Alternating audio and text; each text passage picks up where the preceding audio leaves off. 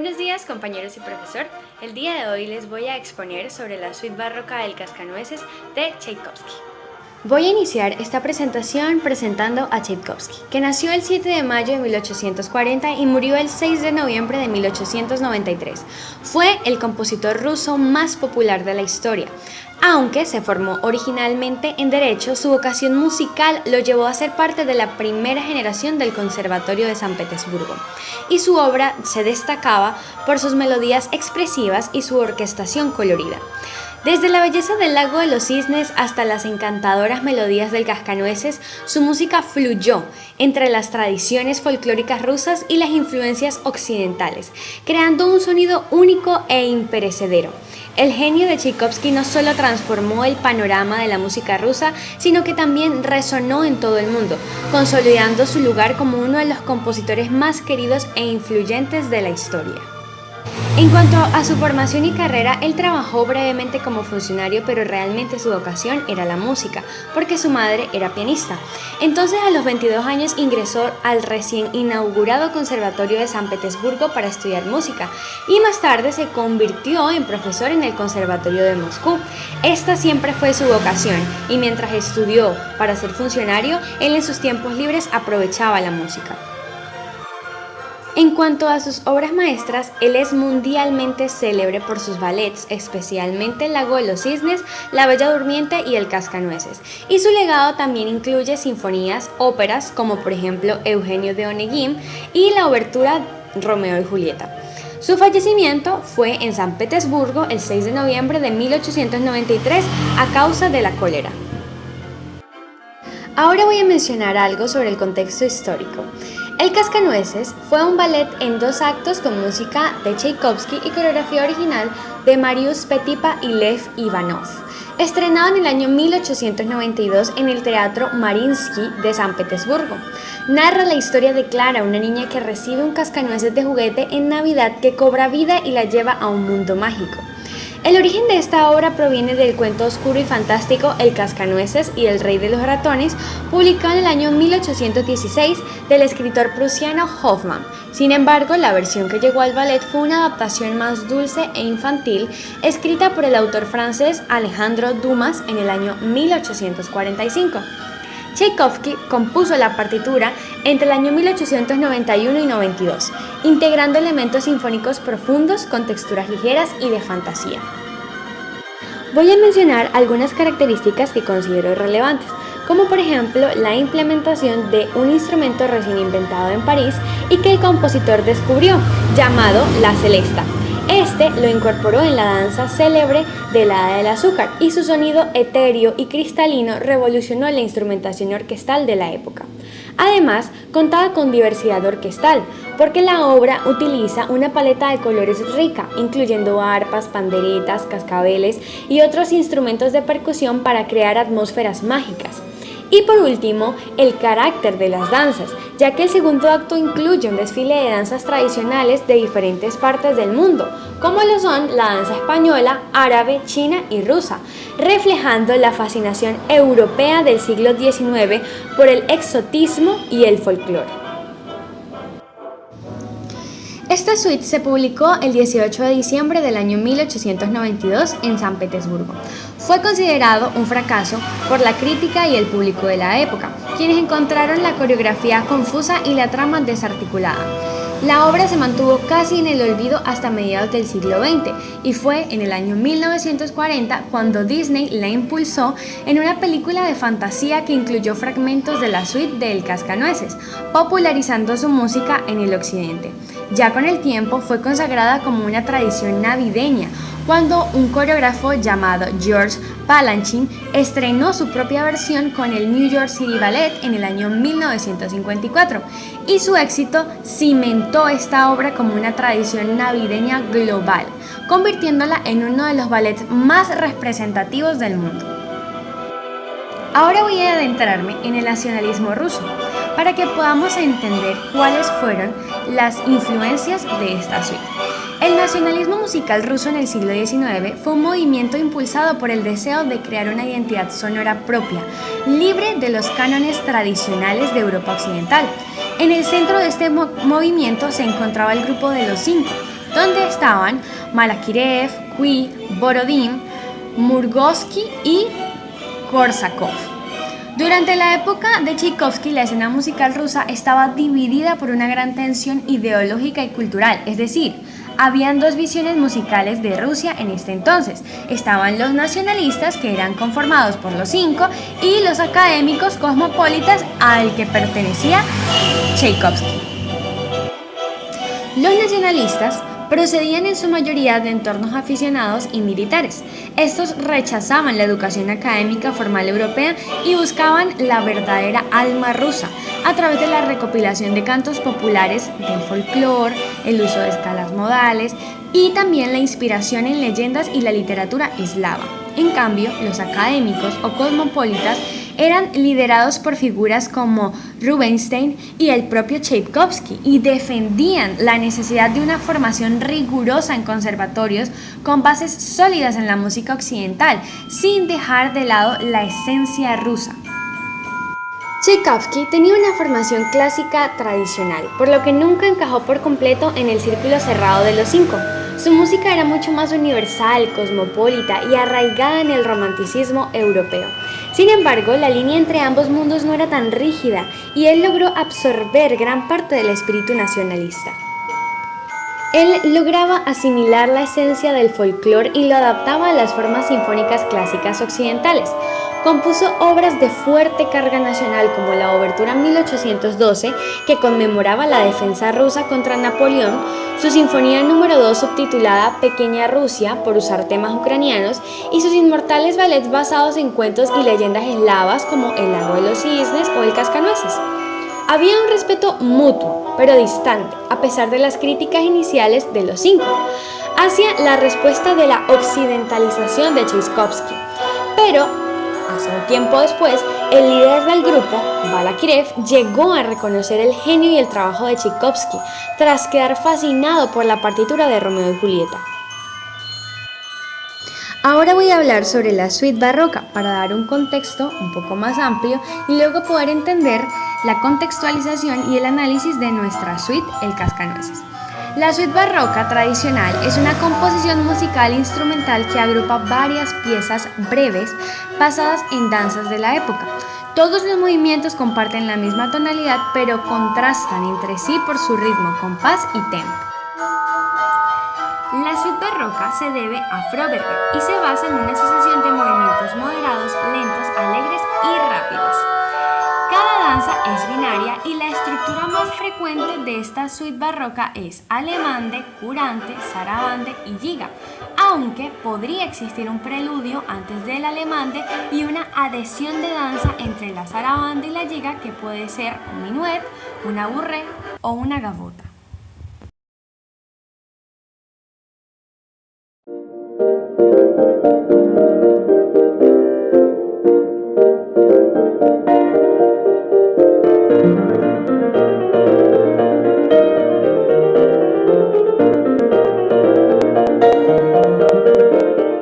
Este fragmento que escuchamos pertenece a Miniature Ouverture, que tiene una métrica de 2/4 y es la introducción orquestal. Tiene unas características de introducción ligera y brillante y hace parte del acto número 1, que cuenta o narra la historia de una fiesta de Navidad en la que la hija del anfitrión, llamada Clara, recibe un cascanueces en forma de anciano de mandíbula gigante y Clara se siente inmediatamente atraída por el caballero cascanueces.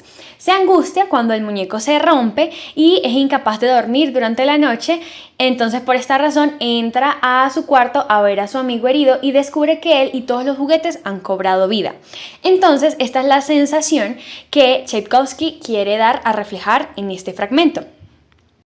Podemos identificar con mucha claridad el sujeto en los 8 primeros compases y luego su reexposición a continuación, además con la aparición del contrasujeto.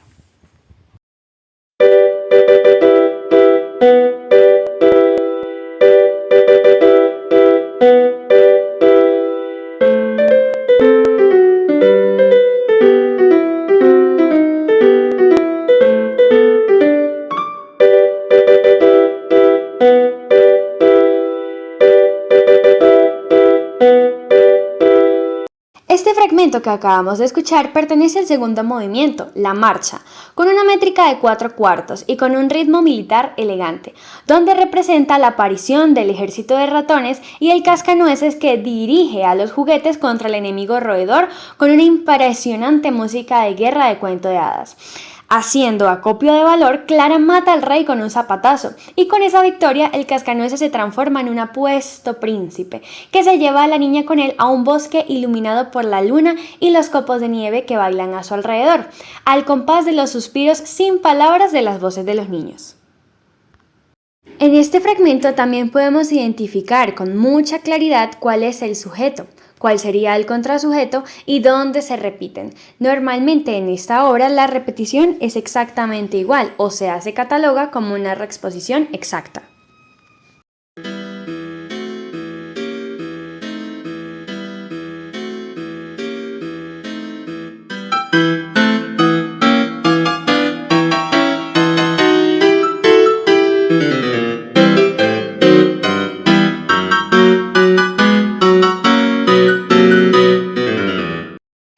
Este que acabamos de escuchar es el tercer movimiento que se titula Dance of the Sugar Plum Fairy.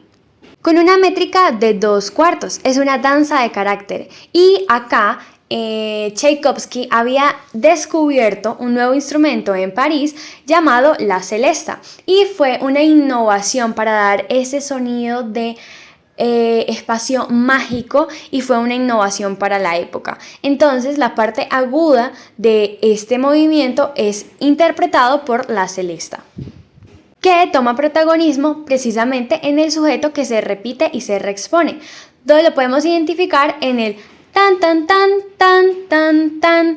Este lo vamos a escuchar repetitivamente en el movimiento. Y este fragmento de la obra representa al príncipe en la tierra de los dulces, y es aquí donde tiene lugar el acto 2, porque llegan al país de la reina del azúcar, que junto a las hermanas del príncipe reciben a Clara con mucho entusiasmo. La música prepara su entrada en el país con una sonoridad mágica y expansiva. A la vez un poco graciosa y utiliza la sonoridad de las cuerdas y los vientos, el arpa, también una melodía que es repetida y a menudo en diversas partes de la orquestación.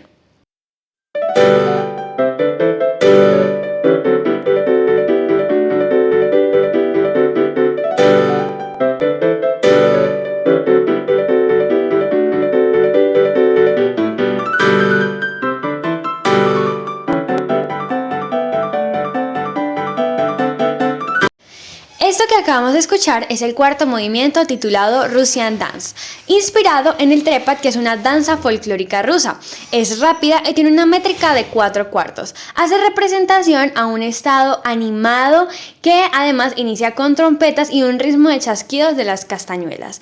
Esta parte de la obra es muy interesante porque podemos ver claramente el sujeto tararán, tararán, tan, tan, tan, tan, tan, tararán, tan, tan, tan, tan, y luego se reexpone y así ocurre en toda la obra.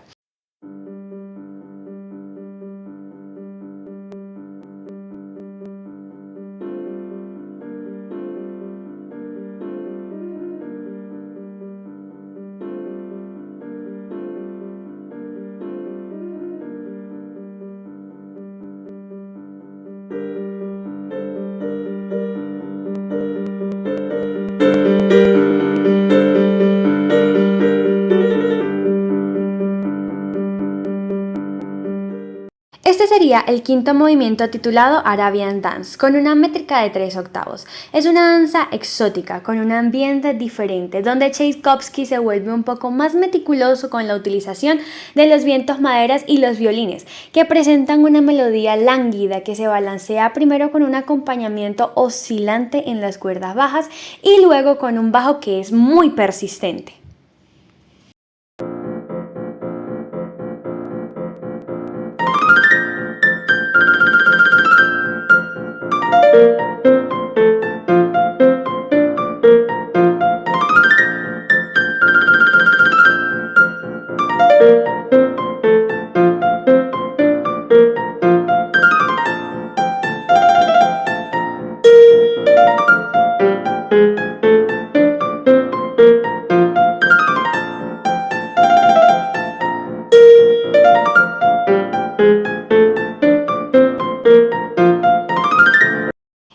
sería el sexto movimiento titulado Chinese Dance con una métrica de 4/4.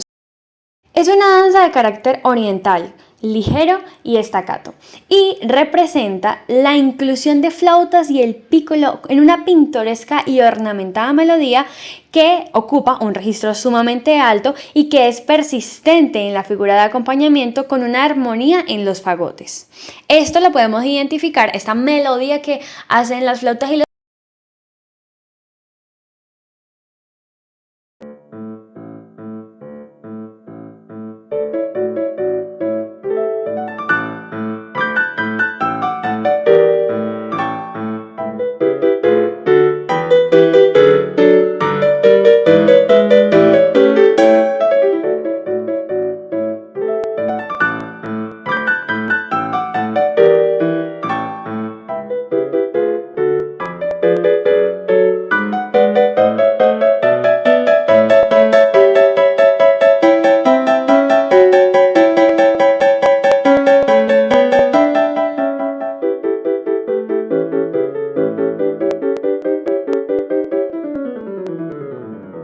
Este fragmento que escuchamos es el movimiento número 7, titulado Dance of the Red Flutes con una métrica de 2/4. Es una danza ligera con una textura delicada y también es inspirada en el trekpak, la danza rusa.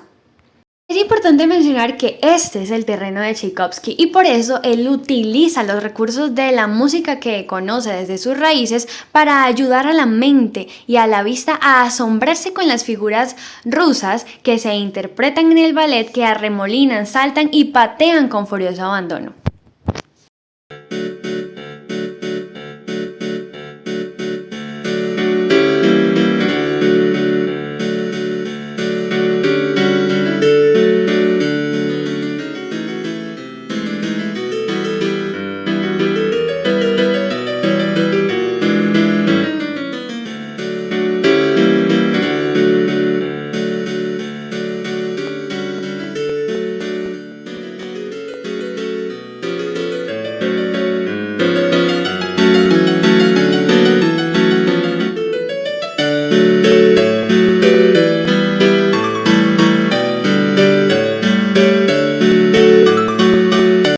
Este sería nuestro octavo y último movimiento del cascanueces, titulado Waltz of the Flowers con una métrica de 3/4. Es el gran vals del final con un gran cierre sinfónico, donde Tchaikovsky utiliza este momento para dar un atractivo, gracioso y brillante sensación de cierre, con el vals que propiamente dicho está precedido de una grandiosa introducción de vientos y de arpa, pero esta última también es resaltada por deslumbrantes florituras de cadencia y lo podemos interpretar y escuchar con mucha facilidad. Este es un dato curioso que me pareció relevante compartir con ustedes, y es cuando Tchaikovsky le envía una carta a su representante pidiéndole que compre la celesta, un instrumento que había sido diseñado y creado en París por Mustel. Este instrumento da la sensación y la sonoridad de un espacio mágico, perfecto para representar la magia, las hadas y todos los espacios sobrenaturales de este ballet. Podemos escucharlo con mucha claridad y haciendo característico uso de su melodía en Dance of the Sugar Plum Fairy. Ahora voy a explicar el contraste entre la suite barroca tradicional y el cascanueces. Aunque el cascanueces no es una suite barroca tradicional, sí conserva la idea general de una sucesión de danzas contrastantes, que es el principio estructural de la suite barroca tradicional. La clave está en explicar que Tchaikovsky transforma el modelo barroco y lo adapta al lenguaje romántico y teatral. Sabemos que la estructura común de una suite barroca tradicional es la alemande, la curante, la sarabande y la giga. Pero entonces se conserva en esta suite la sucesión de danzas, el contraste de carácter, los movimientos independientes y la unidad general de la obra, más no específicamente se lleva a pie de letra la estructura formal de la suite barroca tradicional. Y es por eso que les vuelvo a compartir este cuadro donde yo expliqué cuál es la estructura que lleva el cascanueces, con los 8 movimientos, y cuál es el nombre de cada una de estas danzas. La relación con la suite barroca se centra principalmente en que ambas están organizadas en movimientos separados, usan danzas de contraste, crean variedad rítmica, expresiva y mantienen una unidad global. Sin embargo, aunque el cascanueces no conserva la estructura fija de la suite barroca tradicional, sí mantiene el principio organizacional, una sucesión de danzas. Tchaikovsky reemplaza las danzas barrocas por tradicionales en movimientos de carácter nacionalista, teatral, descriptivos y propios del romanticismo ruso. Con esto podríamos concluir que el cascanueces representa una transformación moderna y romántica del concepto tradicional de la suite barroca. Y aunque la obra no conserva una estructura fija compuesta por los factores anteriormente mencionados, sí mantiene el principio fundamental de organización de una sucesión de movimientos que contrastan. Eso sería todo, compañeros. Muchísimas gracias por su atención.